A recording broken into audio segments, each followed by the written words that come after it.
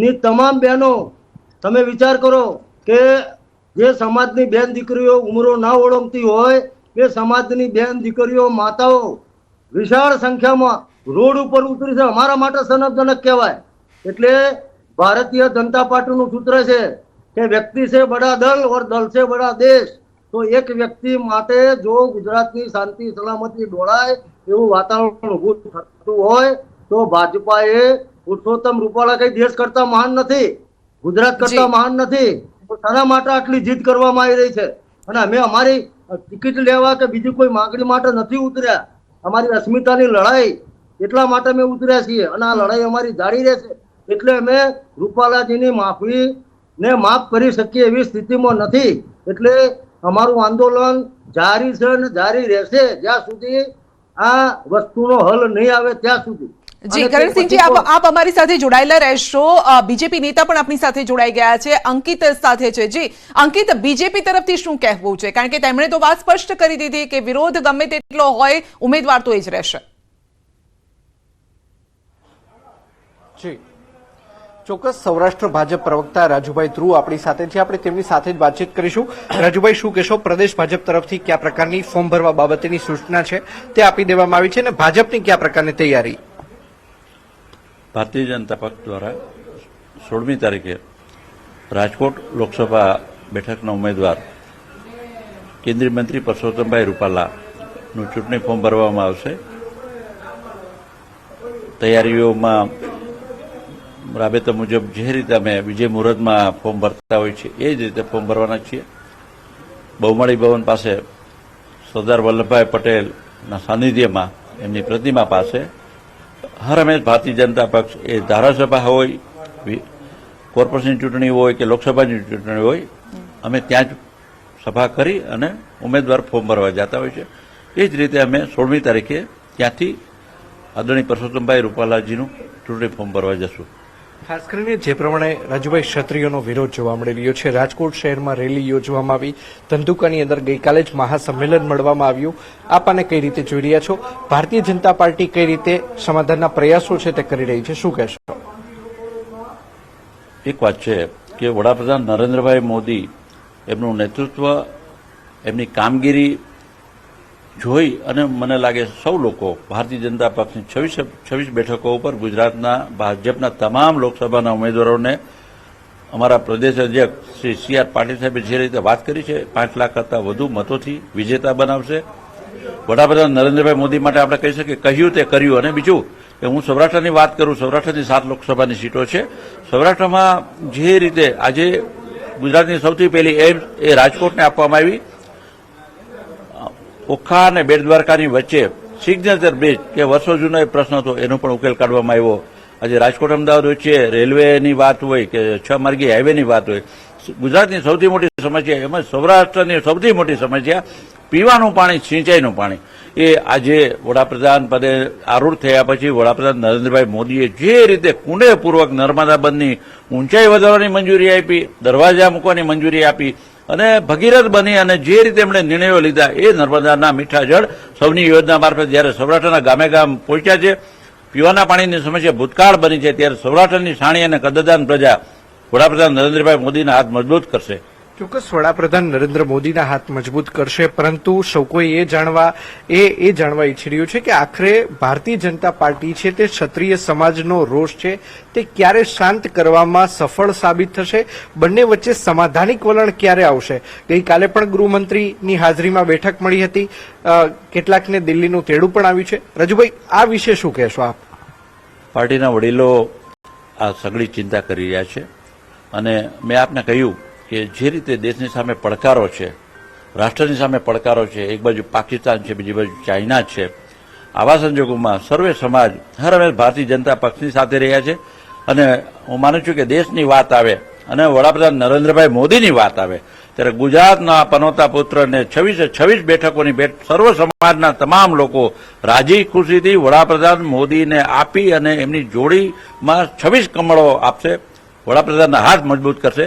મને ગુજરાતની પ્રજા બિલકુલ આ સાથે હાર્દિક પણ અમારી સાથે જોડાયેલા છે વડોદરાથી, કારણ કે ત્યાં પણ ઠેર ઠેર અલગ અલગ જગ્યાએ ક્ષત્રિય સમાજનો વિરોધ યથાવત છે, સભા સંમેલનો પણ અલગ અલગ નાના ગ્રુપના પણ ચાલી રહ્યા છે.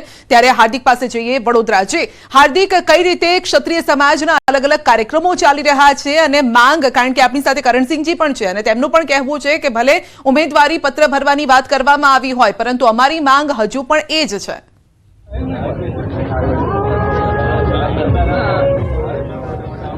બિલકુલથી સંધ્યા, ખાસ કરીને વાત કરીએ તો પરસોત્તમ રૂપાલાએ વિવાદિત નિવેદન આપ્યું ત્યારથી સમગ્ર રાજ્યમાં તેમનો વિરોધ થઈ રહ્યો છે અને ક્ષત્રિય સમાજ દ્વારા વિરોધની વચ્ચે પરસોત્તમ રૂપાલા જે છે તેમના દ્વારા 16મી તારીખે ફોર્મ ભરવાની જાહેરાત કરી દેવામાં આવી છે. ત્યારે વડોદરા શહેરના સીધા દ્રશ્યો બતાવીશું કે ક્ષત્રિય અગ્રણી રવિન્દ્રસિંહ ભાટી જે છે તે ગુજરાત પ્રવાસે છે. ત્યારે આજે તેઓ વડોદરા શહેરની મુલાકાતે છે અને ખટંબા સ્થિત ક્ષત્રિય સમાજ દ્વારા એક સંમેલનનું આયોજન કરવામાં આવ્યું છે અને તેમાં રવિન્દ્રસિંહ ભાટી જે છે થોડીક ક્ષણોમાં ઉપસ્થિત રહેવાના છે અને જનમેદનીને સંબોધિત કરવાના છે. આ સીધા દ્રશ્યો તમે જોઈ રહ્યા છો કે જે ક્ષત્રિય સમાજના લોકો છે તેઓ રવિન્દ્રસિંહ ભાટીને આવકારવા માટે અહીંયા ઉભા છે અને થોડીક ક્ષણોમાં રવિન્દ્રસિંહ ભાટી જે છે તે અહીંયા પહોંચવાના છે.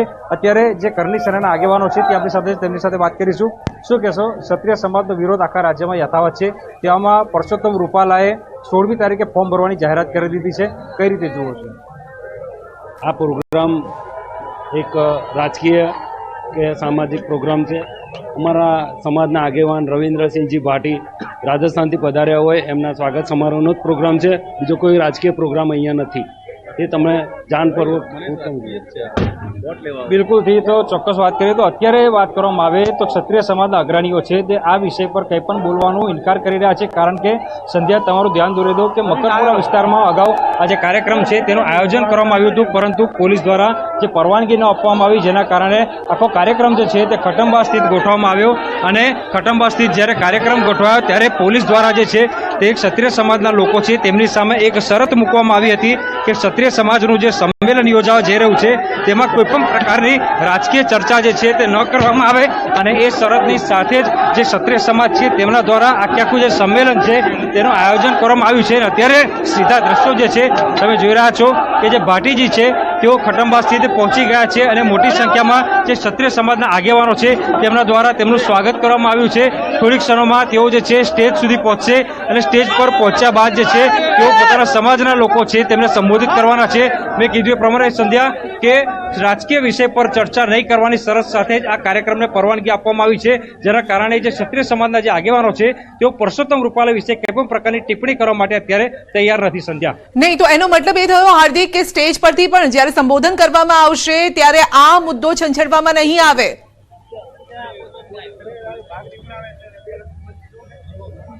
બિલકુલથી ચોક્કસથી સંધ્યા વાત કરીએ તો એ શરત સાથે જ આ જે કાર્યક્રમ છે તેને મંજૂરી આપવામાં આવી છે. મેં કીધું એ પ્રમાણે કે મકરપુરા સ્થિત આ કાર્યક્રમ જે છે તેનું આયોજન કરવામાં આવ્યું હતું પરંતુ પોલીસ દ્વારા સ્પષ્ટ સૂચના આપવામાં આવી હતી કે ગુજરાતનું રાજકારણ જે પ્રમાણે ગરમાયેલું છે તે પ્રમાણે આ જે કાર્યક્રમ યોજવાનો છે તેમાં ગુજરાતના રાજકારણ વિશે કે પરસોત્તમ રૂપાલા વિશે કોઈ પણ પ્રકારની ચર્ચા ન કરવામાં આવે. જે કાર્યક્રમ જે બિલકુલ તો વડોદરામાં એક કાર્યક્રમ છે, જો કે આ રાજકીય કાર્યક્રમ નથી તેવું પણ કહેવામાં આવી રહ્યું છે. કરણસિંહજી આપણી સાથે જોડાયેલા છે. જી કરણસિંહજી, અમે જોયું છે કે મહિલાઓએ પ્રતિજ્ઞા લીધી છે, ભાઈઓએ પણ પ્રતિજ્ઞા લીધી છે કે એક જ માંગ જે પહેલેથી આપ કરી રહ્યા છો, કારણ કે જે પ્રકારનું નિવેદન આપવામાં આવ્યું હતું તેની સામે એક જ માંગ છે કે ભાઈ ઉમેદવાર ચેન્જ થવો જોઈએ. ભાજપ સાથે આપને કોઈ જ વેર નથી, કોઈ દુશ્મનાવટ નથી, કોઈ પણ પ્રકારની નારાજગી નથી, તો આ નારાજગી દૂર તો થઈ શકે છે ને?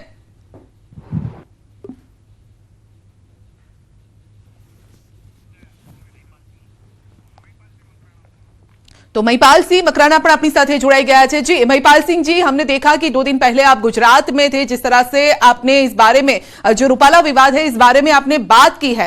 अब ये खबर आ रही है कि पुरुषोत्तम रूपाला 16 तारीख को उम्मीदवारी फॉर्म भरने जा रहे हैं. पहला रिएक्शन आपका क्या है? मैडम ऐसा है कि अगर पुरुषोत्तम रूपाला फॉर्म भरेगा तो वो बीजेपी का वो फॉर्म होगा जो बीजेपी को पार्लियामेंट से बाहर कर देगा. समझ रहे हैं जी? ये इनकी ताबूत का आखिरी कील साबित होगा. अगर राजपूत समाज इतने बड़े लेवल पर अपनी बहन बेटी की इज्जत के लिए लड़ रहा है और फिर भी ये फॉर्म भरवा रहे हैं तो इनका ये फॉर्म वो नहीं होता कि कोई कहीं जाके फॉर्म भरते हैं कोई गलत चीज का, तो वो फॉर्म ये आत्महत्या का फॉर्म ही है.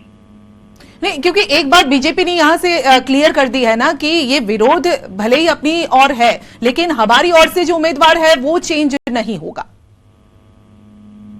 तो फिर हमारा भी बीजेपी से चेंज नहीं होगा। कमल का फूल हमारी भूल, आपके चैनल के माध्यम से पूरे बीजेपी को सुना देना, गुजरात और पूरे देश को। जी कल का प्रोग्राम हमारा था, परसों का प्रोग्राम हमारा था, और राजकोट का हम 5 लाख आदमी का जो प्रोग्राम कर रहे हैं, वो अगर अभी ये भर रहे हैं 16 को, तो जो भी 10 को 12 को ये डिक्लेयर होता है, जब भी कोई तारीख डिक्लेयर होती है, तो जी फिर लाखों की संख्या में हम लोग दिखाएंगे कहाँ हम लोग इनको। जी शुक्रिया आपका हमारे साथ जुड़ने के लिए। तो ક્ષત્રિય સમાજ ફરી એક વખત રેલી કરવાના મૂડમાં છે। બીજી તરફ બીજેપીની પ્રેસ માનનીય નરેન્દ્રભાઈએ આપણને બધાને કહ્યું છે કે મારો જન્મ મોજ કરવા માટે નહીં, પરંતુ સખત મહેનત કરવા માટે થયો છે। અને પાછલા 10 વર્ષના શાસનમાં માનનીય નરેન્દ્રભાઈએ જે પ્રકારે પરિશ્રમની પરાકાષ્ઠા કરીને આ દેશ માટે જે કામ કર્યું છે એ જનતા જનાર્દને જોયું છે। ત્યારે આવા સમયે આગામી સમયમાં અનેક કાર્યક્રમોની વચ્ચેનો એક કાર્યક્રમ એટલે મોદી પરિવાર સભા। આ કાર્યક્રમમાં શક્તિ કેન્દ્ર જે છે અમારું, એવા 2 કે 3 શક્તિ કેન્દ્રોને ભેગા કરીને અથવા તો 10 કે 12 બૂથોને એકત્ર કરીને એક જાહેર જગ્યા પર મોટી સભાનું આયોજન કરવાનું પાર્ટીએ નક્કી કર્યું છે। અને માનનીય નરેન્દ્રભાઈ માટે સમગ્ર દેશ એ પરિવાર છે। વિપક્ષ જ્યારે માનનીય નરેન્દ્રભાઈના પરિવાર વિશે વાત કરતો હોય ત્યારે એવા સંજોગોમાં મોદી પરિવાર સભા દ્વારા મોદી સાહેબના આ પરિવારનો મંત્રને ચરિતાર્થ કરવાનો નિર્ણય પાર્ટીએ કર્યો છે। અને એટલા માટે સમગ્રતયા મેં કહ્યું એમ આ પ્રકારની 2-3 શક્તિ કેન્દ્રોને એકત્ર કરીને આ પ્રકારની મોદી પરિવાર સભા એ કરવા માટે અમે જઈ રહ્યા છીએ।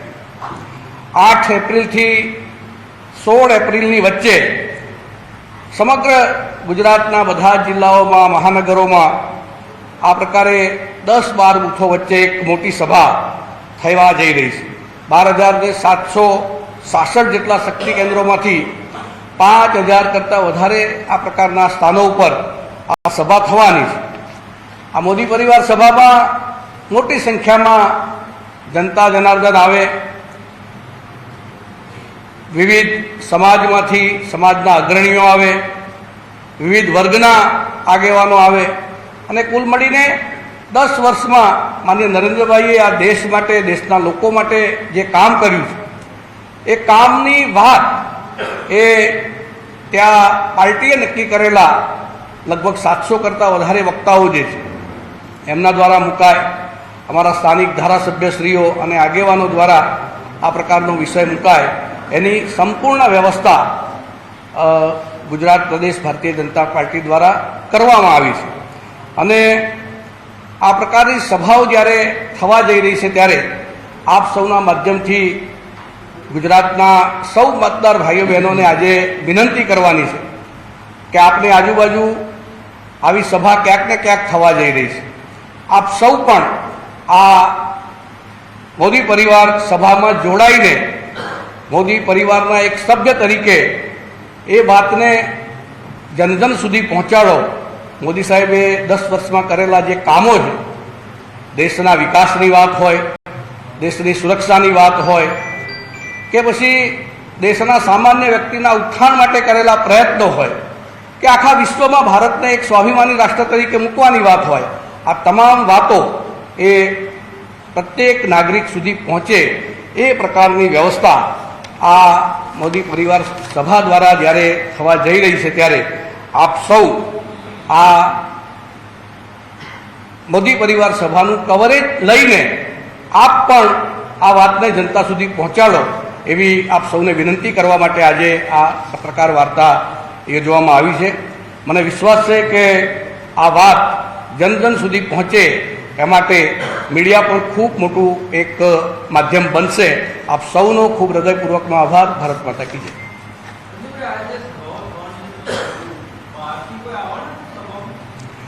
મેં કહ્યું એમ ગુજરાત પ્રદેશના 700 જેટલા વિવિધ આગેવાનો અને મુખ્યત્વે ધારાસભ્યશ્રીઓ, પૂર્વ મંત્રીશ્રીઓ, પૂર્વ કોઈને કોઈ વ્યવસ્થામાં જોડાયેલા આગેવાનો, એ પ્રદેશે એની એક યાદી નક્કી કરી છે અને એ મિત્રો આ મોદી પરિવાર સભાને સંબોધવા માટે જવાના છે. લગભગ 5000 કરતાં વધારે સભાઓ એ ગુજરાતમાં થશે.